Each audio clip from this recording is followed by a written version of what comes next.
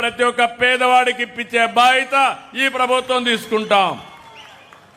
రెండోది, సంజీవిని ఒక ప్రాజెక్టు తీసుకొచ్చాను. మీకు అందరికి ఐడియా ఉంటుంది. లక్ష్మణుడు మూర్చబోతే ఆ రోజు లక్ష్మణుని కాపాడాలంటే రాముడు అడుగుతాడు. అప్పుడు హనుమంతుడు వెళ్ళి పెద్ద పర్వతాన్ని తీసుకొచ్చి అందులో సంజీవని మొక్కతో వైద్యం చేస్తే బతికాడు. అందుకే నేను సంజీవిని పేరు పెట్టాను. ఈరోజు సంజీవిని ప్రాజెక్టు ద్వారా మీ ఇంటి దగ్గరికి ప్రపంచంలో ఉండే మెడికల్ నాలెడ్జ్ని తీసుకొచ్చి ఏ రోగమైనా బాగు చేసే బాధ్యత ఈ ప్రభుత్వం తీసుకుంటామని మీ అందరికీ హామీ ఇస్తున్నా. అయితే డిజిటల్ హెల్త్ రికార్డ్స్ క్రియేట్ చేస్తాం. ప్రతి ఒక్కరి ఆరోగ్యానికి స్కోర్ ఇస్తాను. మీ ఊరికి కూడా స్కోర్ ఇస్తాను. నీ ఆరోగ్యం ఎట్లుంది, మళ్ళీ నువ్వు ఆరోగ్యంగా ఉండాలంటే మనిషికి ఆరోగ్యం చాలా ముఖ్యం. అన్నింటికంటే మీరు గుర్తుపెట్టుకోవాలి. కొంతమంది డబ్బులు ఉంటాయి, ఆరోగ్యం ఉండదు. ఆ డబ్బుల వల్ల ఆనందం ఉండదు. డబ్బులు అవసరం, కానీ ఆరోగ్యం కూడా ఉంటేనే వాళ్ళు ఆనందంగా ఉండే అవకాశం వస్తుంది. మెరుగైన జీవితాన్ని గడిపే అవకాశం వస్తుంది. అందుకే నేను ఈ ప్రాజెక్టు ద్వారా ప్రివెంటివ్ హెల్త్కి వెళ్తున్నాను.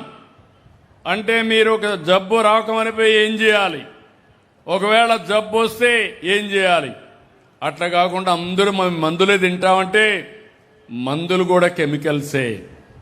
దానివల్ల ఇంకా ఆరోగ్యం దిగజారుతుంది తప్ప ఆరోగ్యం మెరుగుపడదు. లేదు మేము ఆపరేషన్లు చేసుకుంటామంటే భగవంతుడు మంచి బాడీని ఇస్తే మీరు కట్ చేసుకుంటామంటే ఏ విధంగా సబబో మీరే ఆలోచించాల్సిన అవసరం ఉంది.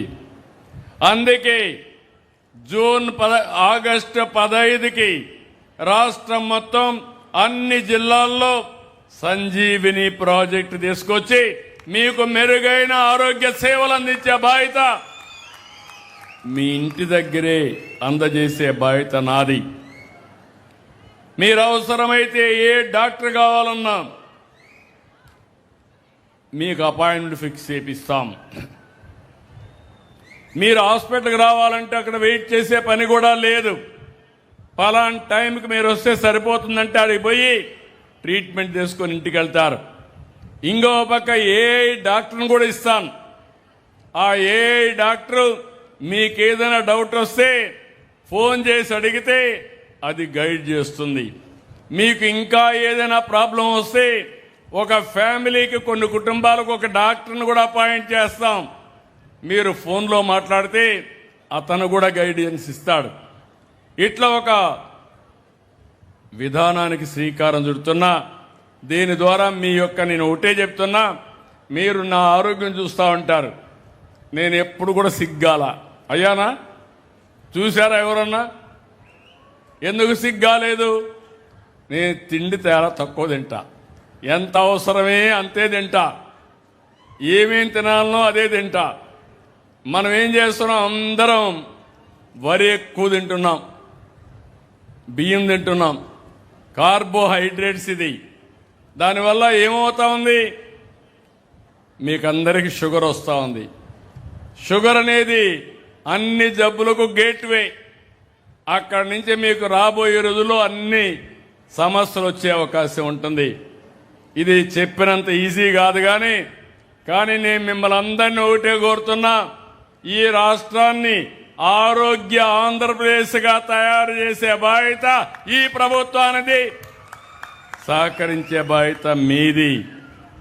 అందుకే లాస్ట్ ఇయర్ మీరు చూశారు, యోగాంధ్ర చాలా బాగా చేశాం. విశాఖపట్నంలో ఊరూరు నేను చూశాను. మీరు కూడా యోగా బ్రహ్మాండంగా చేశారు. ఇప్పుడు మళ్ళీ 26 యోగాంధ్ర వచ్చింది. 14 రోజులు ట్రైనింగ్ ఇస్తున్నాం, ప్రాక్టీస్ చేస్తున్నాం.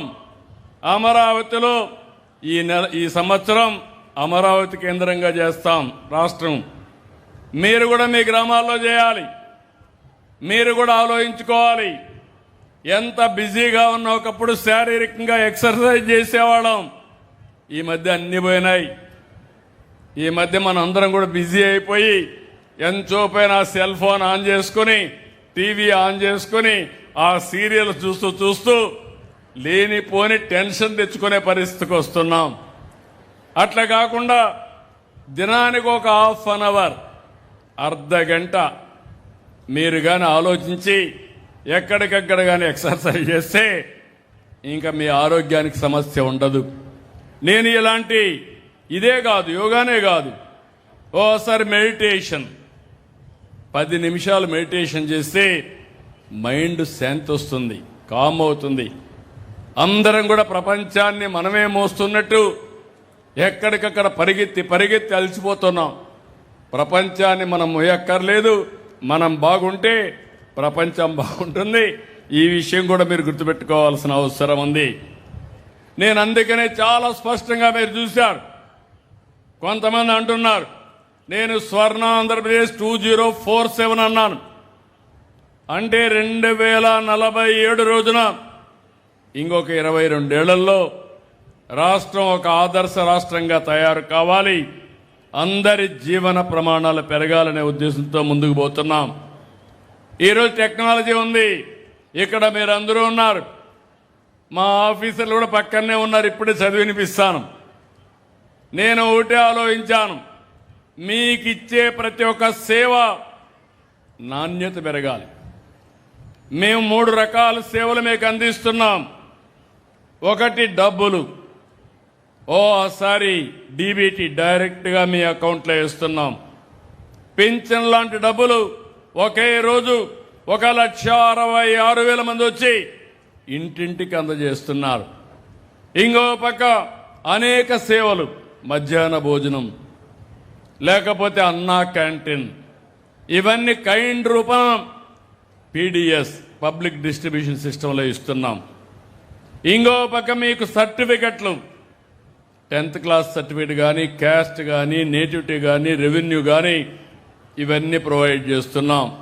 నా ఆలోచన ఒకటే, నేను మీ అందరికీ ఒకటే విజ్ఞప్తి చేస్తున్నా, భవిష్యత్తులో మీరెక్కడికి పోయి, ఇప్పుడే లేదు, ఒక్కసారి ఫోన్ ఆన్ చేసి హాయ్ అని మీకు ఏం కావాలనో చెప్తే మీరు టైప్ చేయడానికి చేత కాకపోతే అదే కన్వర్ట్ చేసి మళ్ళీ సమస్య పరిష్కారం చేసి మీకు చెప్పే బాధ్యత నాదని మరొక్కసారి మీ అందరికీ హామీ ఇస్తున్నా. ఇది మీరు నేర్చుకోవాలి. అందరూ వాడుతున్నారు సెల్ ఫోన్లు, వేరే దానికి వాడుతున్నారు. కానీ ఇది కానీ మీకు అలవాటు అయిపోతే ఇంకెవ్వరి దగ్గరికి పోయే పని ఉండదు. మీ ఆరోగ్యం మీ చేతుల్లో ఉంటుంది. మీ అబ్బాయి స్కూలుకు పోయాడా లేదో కూడా మీ చేతుల్లో ఉంటుంది. ఒకప్పుడు డుమ్మా కొడితే వేరే వాళ్ళు చెప్పాలి, ఇప్పుడు చెప్పక్కర్లేదు. ఎన్ని మార్కులు వచ్చా కూడా మీ చేతుల్లో ఉంటుంది.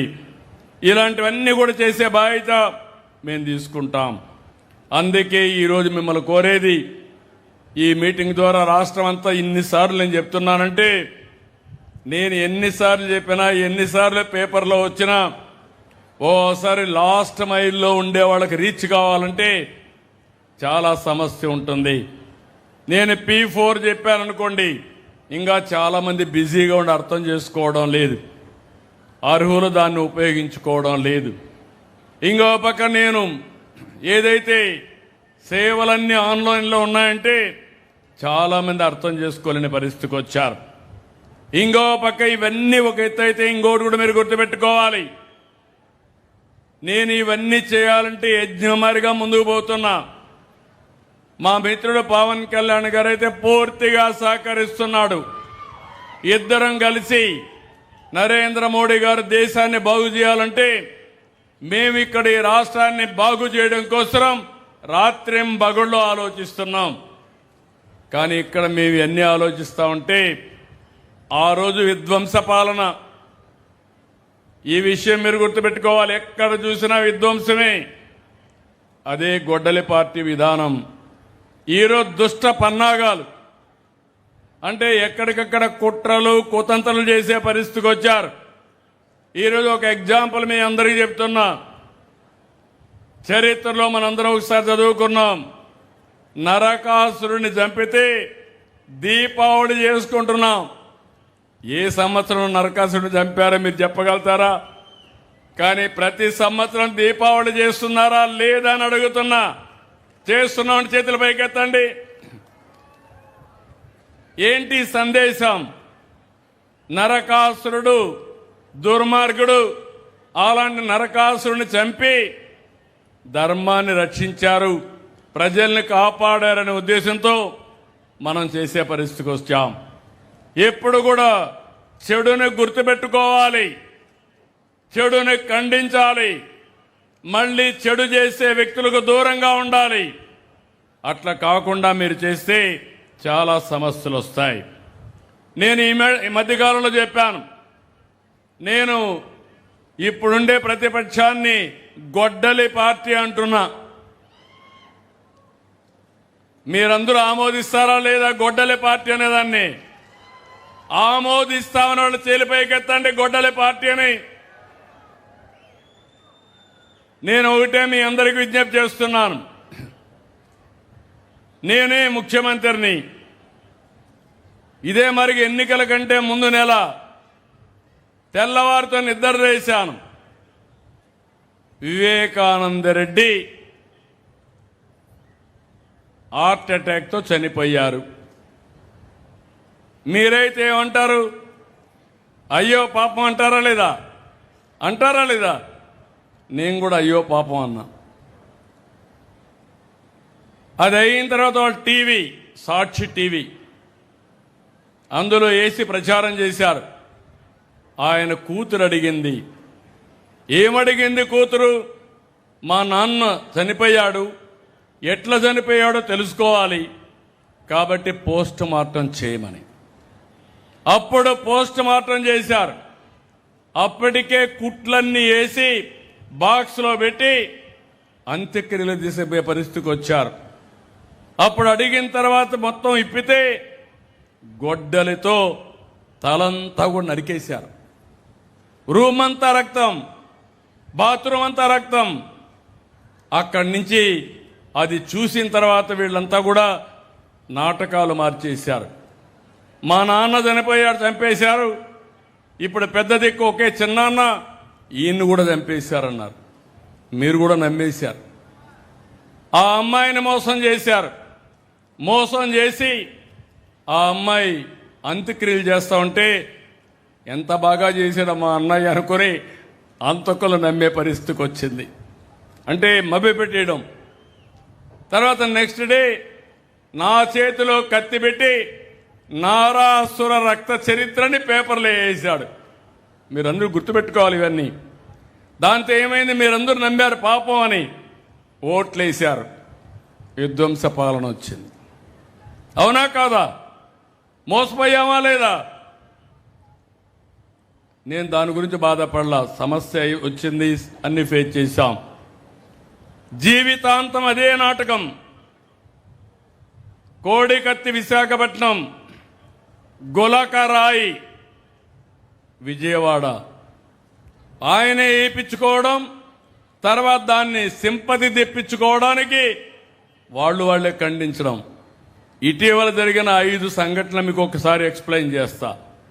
ప్రతి ఒక్కరు తెలుసుకోవాల్సిన అవసరం ఉంది. ఇది నాకెందుకు అనుకుంటే ప్రమాదం మనకే, నాకొక్కడికే కాదు. రాష్ట్రం సుపరిపాలన ఇస్తే మీకు మంచి జరుగుతుంది. అదే మళ్ళీ వైకుంఠ పాడైతే నేను పవన్ కళ్యాణ్ గారు పైకి తీసుకుపోవడం, మళ్ళా గొడ్డలి పార్టీ వచ్చి కిందన పడేస్తే మళ్ళీ ఎక్కాలంటే వైకుంఠపాళి ఎంత కష్టమో మీరు గుర్తుపెట్టుకోవాలి. మొన్నే మీరు చూశారు, 5 ఏళ్ళు ఒక టీచర్ పోస్ట్ ఇవ్వలేదు. 5 ఏళ్ళు 15,941 మంది ఉద్యోగాలు. నేను మొదటి సంతకం పెట్టాను మెగా డిఎస్సి.